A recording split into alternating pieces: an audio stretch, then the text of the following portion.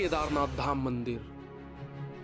केदारनाथ मंदिर भारत के उत्तराखंड राज्य के रुद्रप्रयाग जिले में स्थित हिंदुओं का प्रसिद्ध मंदिर है। उत्तराखंड में हिमालयी पर्वत की गोद में बना केदारनाथ मंदिर 12 ज्योतिर्लिंगों में सम्मिलित होने के साथ साथ 4 धाम और पंच केदार में से भी एक है। यहाँ की प्रतिकूल जलवायु के कारण यह मंदिर अप्रैल से नवंबर माह के मध्य ही दर्शन के लिए खुलता है। सिर्फ देश से ही नहीं बल्कि विदेशों से भी हर साल लाखों की संख्या में श्रद्धालु श्री केदारनाथ धाम के दर्शन के लिए आते हैं। लेकिन बहुत कम लोग ही जानते हैं कि इस प्राचीन और पवित्र तीर्थ स्थल का निर्माण किसने और कब करवाया था। तो चलिए आज के वीडियो में आपको केदारनाथ धाम से जुड़े रहस्य और निर्माण से लेकर केदारनाथ धाम के संपूर्ण इतिहास के बारे में बताते हैं।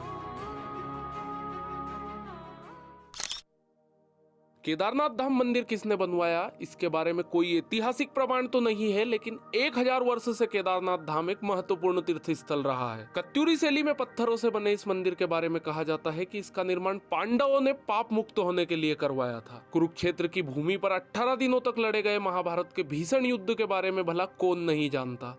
इस युद्ध में सभी रिश्तों की बलि चढ़ गई थी, फिर चाहे वह गुरु शिष्य का रिश्ता हो, भाई भाई का या चाचा भतीजे का। 18 दिनों तक निरंतर कुरुक्षेत्र की भूमि कौरव पांडव की सेना के रक्त से लाल हो गई थी। महाभारत का युद्ध समाप्त होने के पश्चात विजयी तो अवश्य ही पांडवों की हुई थी, लेकिन तब तक बहुत देर हो चुकी थी क्योंकि उन्होंने भी बहुत कुछ खो दिया था।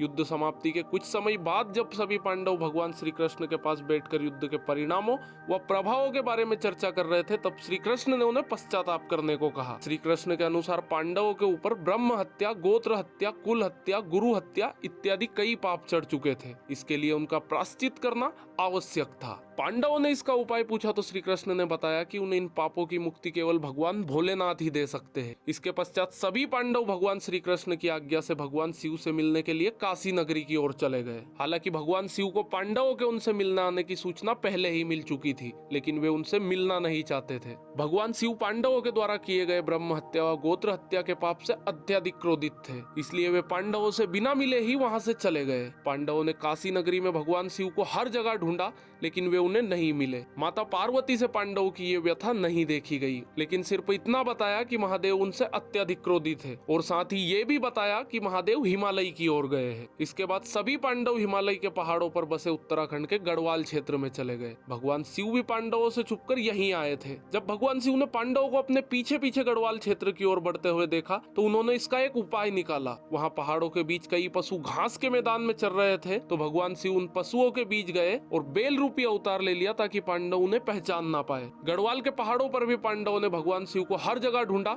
लेकिन वो उन्हें नहीं मिले। अंत में पांडवों को आभास हुआ कि भगवान महादेव इन्हीं पशुओं के झुंड में हो सकते हैं और महाबली भीम को एक उपाय सूझा और उन्होंने अपने दोनों पैरों को पहाड़ी के दोनों सिरों पर टिकाया और गहनता से महादेव को ढूंढने के लिए सभी पशुओं को अपने पैर के नीचे से निकालना शुरू किया। भीम के विशाल गाय रूप को देखकर पहाड़ों के सभी पशुओं में हलचल पैदा हो गई और वे इधर उधर भागने लगे, लेकिन एक बेल अपनी जगह पर स्थिर खड़ा रहा। उस बेल पर भीम के विशालकाय रूप का कोई प्रभाव नहीं दिखा। यहाँ देखकर भीम समझ गया कि यही बेल महादेव का रूप है जो बेल का अवतार लेकर हमसे छिप रहे हैं। महादेव को भी पता चल गया कि भीम ने उन्हें पहचान लिया है। यहाँ देखकर वे बेल रूपी अवतार के साथ धरती में समाने लगे। भगवान शिव के बेल अवतार को धरती में समाते देख भीम तेजी से उनकी तरफ लपका और बेल की पीठ अपने हाथों से जकड़ ली। भीम के द्वारा बेल की पीठ अपने हाथों से जकड़े जाने के कारण वह वहीं पर रह गई, जबकि बेल के अन्य 4 भाग उत्तराखंड के 4 अन्य स्थलों पर निकले। आज उन्हीं 4 स्थलों पर 4 अन्य केदार है। इनमें भगवान शिव के बेल रूपी अवतार का मुख रुद्रनाथ में, भुजाएं टुंगनाथ में, नाभि मध्य महेश्वर में व जटाएं कल्पेश्वर में प्रकट हुई थी। इन्हीं 5 जगहों को सम्मिलित रूप से पंच केदार के नाम से जाना जाता है। अब सवाल यह है कि केदारनाथ मंदिर किसने बनवाया व इसका क्या इतिहास रहा है। तो चलिए आगे की कहानी जानते हैं। भीम के द्वारा भगवान शिव के बेल अवतार की पीठ पकड़े जाने के बाद वहां वही रह गई थी। जब उन्हें बेल के बाकी 4 अंग 4 अन्य स्थानों पर प्रकट होने का ज्ञान हुआ, तब उन्होंने शिव की महिमा को समझ लिया।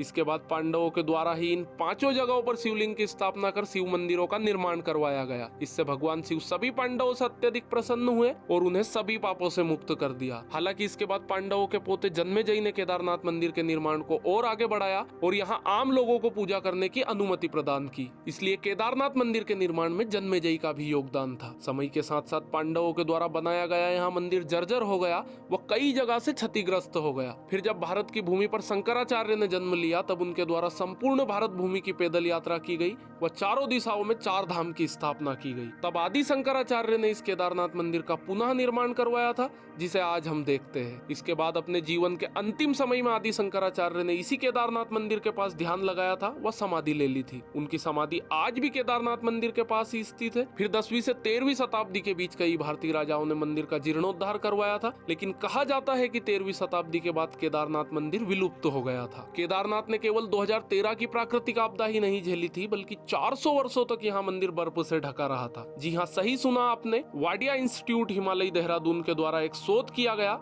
जिसमें बताया गया कि 13वीं शताब्दी से लेकर 17वीं शताब्दी तक इस जगह पर भीषण बर्फबारी हुई थी। उस बर्फबारी में न केवल केदारनाथ मंदिर बल्कि संपूर्ण क्षेत्र बर्फ में दब गया था। तब 400 वर्षों तक केदारनाथ मंदिर पूरी तरह से बर्फ में ढका रहा था। उसके बाद 17वीं शताब्दी में बर्फ हटने के बाद मंदिर पुनः देखने में आया और फिर से यहाँ की यात्रा शुरू कर दी गई। मंदिर की दीवारों पर बर्फ से ढके होने के निशान आज भी देखे जा सकते हैं। हालांकि 2013 में आई भीषण प्राकृतिक आपदा के बाद केदारनाथ मंदिर के आसपास के ढांचों को बहुत क्षति पहुंची थी। इसके बाद भारत व उत्तराखंड की सरकारों के द्वारा केदारनाथ धाम, आदि शंकराचार्य की समाधि व उसके आसपास के स्थलों को पुनः ठीक करवाकर उन्हें नवीन रूप दिया गया और आज फिर से केदारनाथ धाम लाखों करोड़ों भक्तों की श्रद्धा का केंद्र है। लेकिन पुराणों में यहाँ भविष्यवाणी की गई है कि भविष्य में केदारनाथ धाम लुप्त हो जाएगा। उनके अनुसार नारायण की शक्ति से पहाड़ों का आपस में मिलन होगा और इस क्षेत्र में स्थित सभी धाम लुप्त हो जाएंगे, जिनमें केदारनाथ व बद्रीनाथ मुख्य है। पहाड़ों के आपस में मिलन से इन धामों के मार्ग लुप्त हो जाएंगे व ये एक रहस्य बनकर रह जाएंगे। पुराणों में यहाँ भी कहा गया है कि इसके बाद एक नया धाम बनेगा जिसे भविष्य बद्री के नाम से जाना जाएगा। तो उम्मीद करता हूँ कि जानकारी पसंद आई होगी। अगर वीडियो अच्छी लगी हो तो कमेंट करके जरूर बताना और वीडियो को लाइक और चैनल को सब्सक्राइब करना बिल्कुल मत भूल जाना। चलिए मिलते हैं